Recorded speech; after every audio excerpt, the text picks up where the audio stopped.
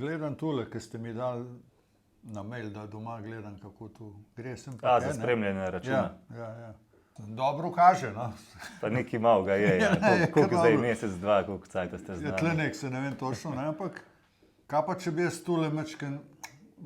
A da bi že malo ven pobral? Tako lepo zaslužil, še nisem na hitro, no, da malo pobral. Koliko ene dva dobra jurčka je zdaj v enem mesecu, brez kaj delati.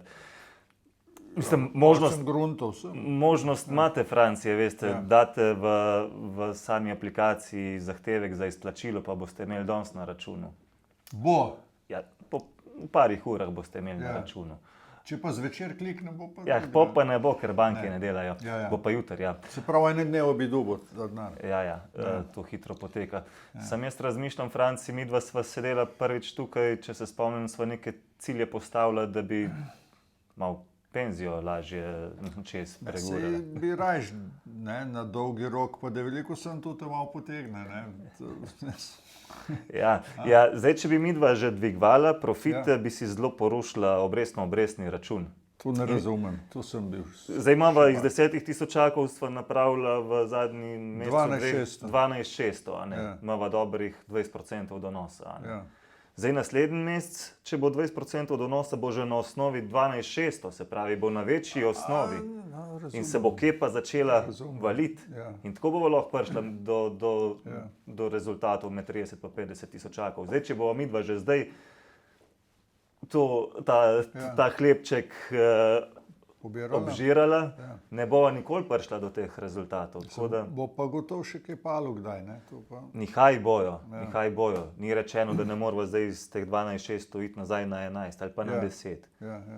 Ampak kar se dogaja v svetu, približuje se halving zdaj aprila meseca. Tako da trg je zdaj še relativno nizko. Ni več tako idealno, kot je bil lansko let.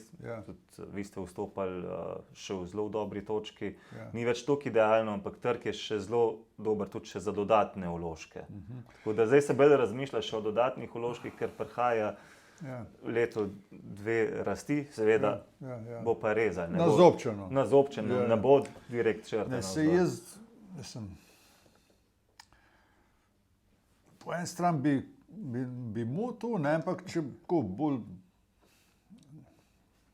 pomislim, bi pa zdaj bilo fajn še kaj vložiti. Sam nimam. Ja, če nimate, pol zdaj ne bova. Če se bo pojavil nek kapital v bližnji prihodnosti, pa da bo trg še na nekih smiselnih ravneh, bova razmišljala o vstopu. Mislim, tak denar, ki ga ne pogrešaš, smo rekli, ne ono, ki je pripravljeno za najemnino v položnice. Čeprav jaz najemnino pobiram.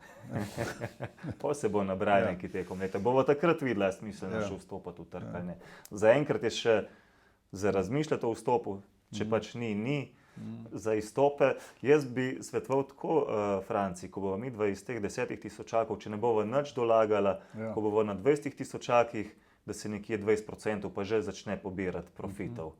Da pa tudi že počas začneva umikati, da sva čist na varnem in potem samo še s semenom naslednjih 10 let delava. Dobro, pol jaz tule zaprem še za en cajt, ne?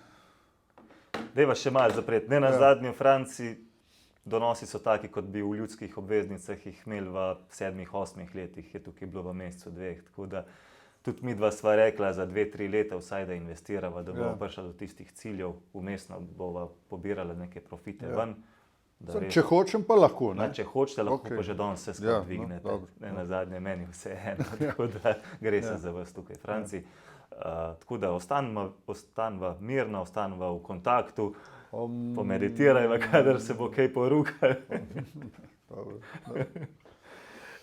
In bomo prišli do tistih ciljev. Kadarkoli ste pa dobrodošli spet v prostore naše. Dobro, naslednjič dobim že en rogliček. Še en rogliček zraven bomo zrihtali. Dobro, hvala. Prosim.